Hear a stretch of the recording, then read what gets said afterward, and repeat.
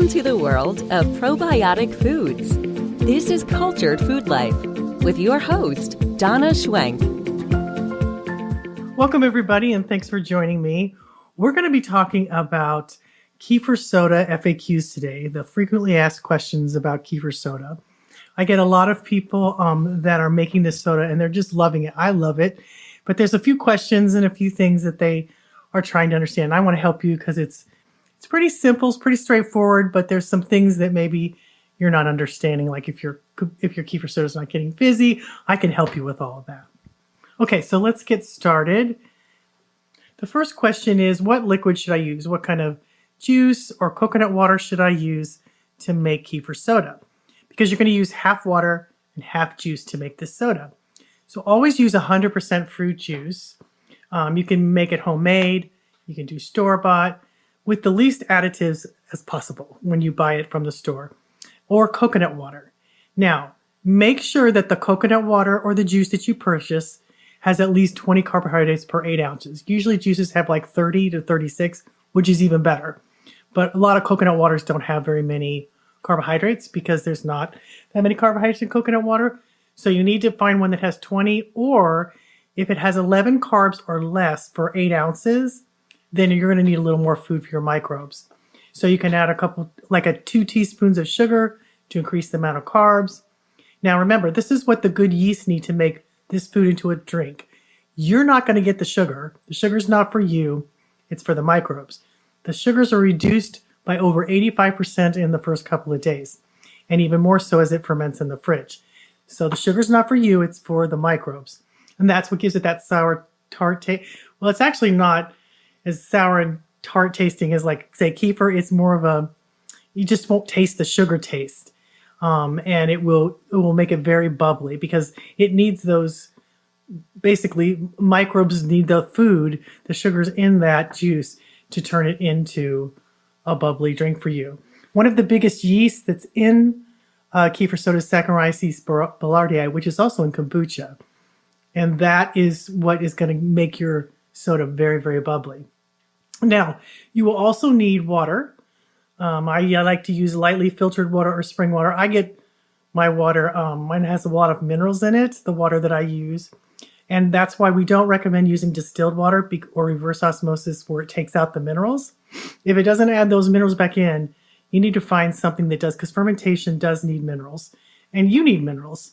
So it's much better for you to get some minerals in your water. So lightly filtered, like for years I used a Brita pitcher and just filtered out, some of the bad stuff in it and used that in my kefir soda. That works great. You don't have to do something fancy, but just don't use distilled. Now I get this question a lot. Can you use a canning jar to ferment it? No, you can't use a canning jar to ferment kefir soda. It will leak out all the carbonation. It won't get bubbly. It doesn't work very well in a canning jar. So you need good bottles that are made for brewing because there's a lot of pressure with kefir soda. So you need to make sure they're the thick glass kind that can handle that kind of pressure. Don't get them from craft stores. Don't buy them there because they'll break and explode and it can be very dangerous. So always use good bottles that are made for brewing. I have them on my website. I have an Amazon storefront that you can see all of, and I'll put that link in the description so you can see all the kinds that I use. And I use these for kombucha too. So if you're using it for kombucha, it'll work. So what I use is the 32-ounce flip top bottles that have a little flip on them. And they're great for this kind of thing because it lets out a little bit of pressure, but it doesn't make you lose the fizz. And they will handle the pressure very, very well. And you can also use recycled kombucha bottles for this. It works pretty well for that too. Now, another question I get is, do I need to burp the bottles often? This fermentation produces strong carbonation, which creates pressure in the bottle. So yes, flip those tops off often, like once a day or maybe twice a day if they're getting really bubbly. And do it in the fridge too. Like if you haven't had it for a day, make sure you do it once a day. Recultured batches get really carbonated and stronger faster, so it's important to release the pressure. The first few days when you're using the starter package, because the first few days it takes, like to make the first bottle, it could take 5 days. It could take longer than 5 days if your house is cold. If it's in the 70s, it usually takes about 5 to 6 days to make the first batch. Then you can use a portion of that bottle once it's done to make another bottle, and it'll ferment in a day. And you can do that over and over and over and over. I've done it 30, 40 times, and it keeps working. But that first few days, it takes long. So you don't have to do it the first few days. But after that, once it's carbonated and bubbly, you need to pop those tops once a day at least, just to make sure they don't explode, because it gets very bubbly. And it keeps eating the sugars even in the fridge. And I lost, let's see, after Christmas, I made a whole bunch for New Year's.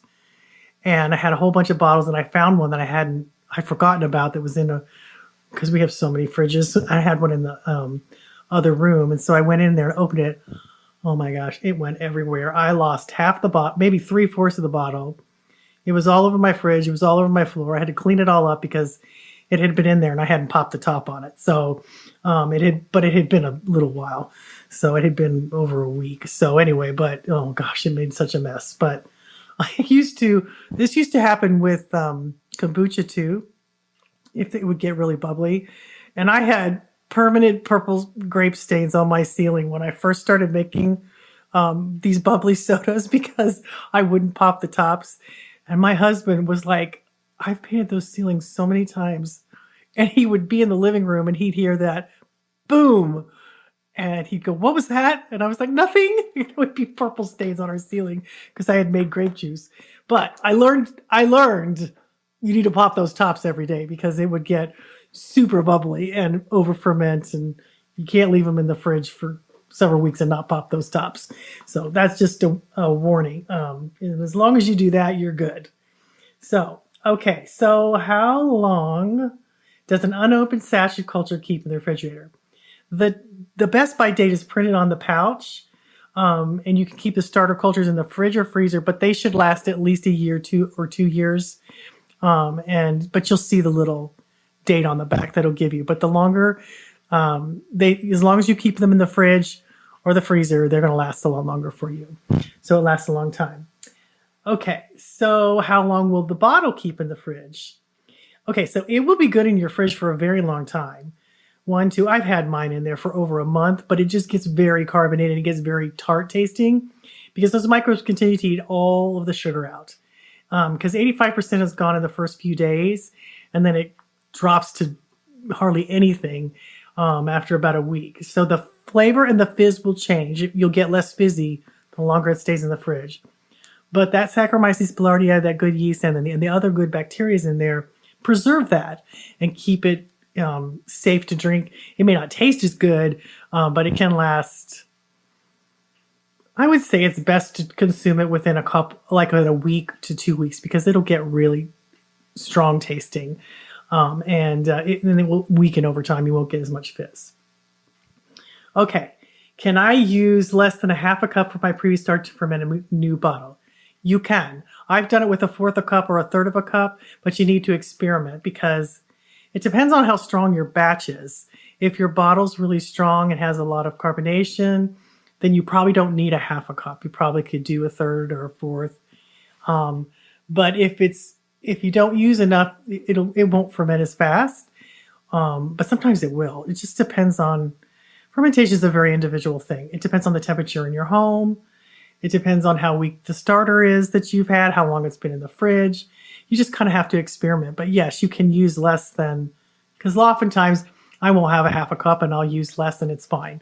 It'll reculture the next batch. It may take a little bit longer because the second batch, when you reculture, so when I say reculture, let me explain. So you make a bottle and basically all you're doing is adding half water, half juice, and the starter culture. You wait like 5 to 6 days, however, depending on the temperature in your home. It could take longer if it's cold. And then once that gets bubbly, you can use a half a cup of that as a starter instead of the starter package. And then you do half water, half juice again. And then that will ferment in a day.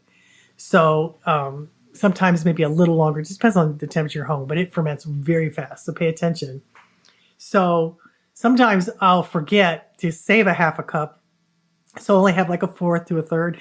And I'll use that to reculture and it's fine. So that's what I'm meaning when I say to reculture, so people know what I'm talking about. It's a very simple process. It takes less than 5 minutes to make a bottle of Kefir Soda. And then you can have unlimited supplies of it if you keep reculturing, as long as you give it, juice that has lots of carbohydrates in it. I mean, I like to get the ones that have 30 or more. And let me tell you something too that I've been noticing. We've had a lot of people that use a certain brand of orange juice called Simply Orange, I think is what it's called. It's very popular. That does not work very well to make kefir soda, and I don't know why. I don't know if it's some kind of additive, because orange juice works really well. I use fresh orange juice, it works great. And I've used other brands and it's fine, but for some reason that brand does not work very well. So Simply Orange is not a good brand to use. I think it's called it's something Simply. And it's a very popular thing. They have it in a lot of stores. Just don't use that, because we have had, a handful of people, maybe 10 people say that it didn't ferment. And actually, my website manager said it didn't ferment for him either, but then when he used a different one, it worked fine.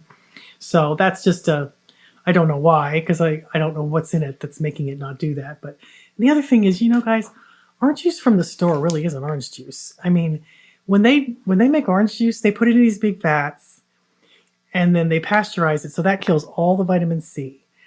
And it also takes out the flavor. So they have to add in flavorings. And they use these orange flavorings that they come up with. And then they add in more vitamin C. And it's just really not orange juice anymore. So it's, use a different juice or get fresh squeezed, because it's really not. My husband gets terrible indigestion from orange juice from the store. But we have fresh orange juice every day because we have an orange tree. Which, by the way, I'm very thankful for that. That has changed my whole life. I love that so much. This is the greatest thing that's ever happened to me, is to be able to go get oranges every day. But I make a lot of orange juice because it has hesperidin in it. That is a compound in oranges that is so good for you. It does so many things to help your body stay healthy. So I highly recommend that if you're going to use orange juice, you make it yourself. And I just buy one of those little tiny juicers. You can get them everywhere. You can't buy the big juicers that they used to do like vegetable stuff. Don't use those. You've got to do one for oranges and lemons. But it is so worth it to make your own. It's so good for you. And whenever one of my favorite pickups is a glass of orange juice in the afternoon. I love that. It's so fun, especially this time of year, because right now they're in season. I don't take it for granted. I'm very grateful that I have an orange tree, because that's absolutely my favorite thing. But use fresh orange juice, because the stuff at the store gives my husband terrible indigestion, but he can have orange juice every day from fresh oranges and not have any indigestion or problem, because it's real. It's straight from the tree, so it's anytime. And I have seen that over and over with people, that orange juice isn't really what it used to be. So that's just my 2 cents about that. Bothers me that orange juice from the store isn't real. Okay, so the next says FAQ. Is fermentation affected by the temperature in my house? Absolutely, 100%. That's the main problem that people have. When warm temperatures occur, that kefir soda ferments so much faster. But in the cooler temps, it's going to slow way down. 70 to 75 Fahrenheit is the best temperature. But if your house is colder than that, it's going to take longer, especially on the first bottle. It could take a couple weeks. But 5 to 6 days is the average, and for the first bottle. And then after that first bottle, when you use that bottle as a starter, it takes less than a day or a day. It could take a little longer, but again, that depends on the temperature in your home. So if you can find a warmer place to ferment it and get it to 70 or 75 or at least 69, it's going to ferment faster for you and be bubbly. Because that's the main thing, is people say it's not getting bubbly. The way to tell if it's working, if it's getting tart. So if you think it's not working, taste it. If it's starting to lose its sweetness, then it is working. It's just that your house is cold, so it's taking longer. That's the best way to tell with kefir soda, whether it's alive or not, the culture. And most of the time it is. It's just that your house is cold. So the microbes are sluggish, especially the good yeast. Good yeast don't like things when they're cold. They take forever to ferment because they don't like the cold. Like, you shouldn't put your kombucha starter or your SCOBY in the fridge. It doesn't like those temperatures. It hurts the yeast in that. So that's another reason I tell people to always leave your extra SCOBYs and your kombucha on the counter, even if it turns to vinegar, which it will if you don't give it fresh food. It's better to store it on the counter, which will last a long time. But don't store it in the fridge because it's hard on those good yeast. Okay, how many times can I reculture? As long as the bottle comes out pleasantly fizzy and tangy and bubbly, I've recultured over 30 to 40 times and it just keeps going.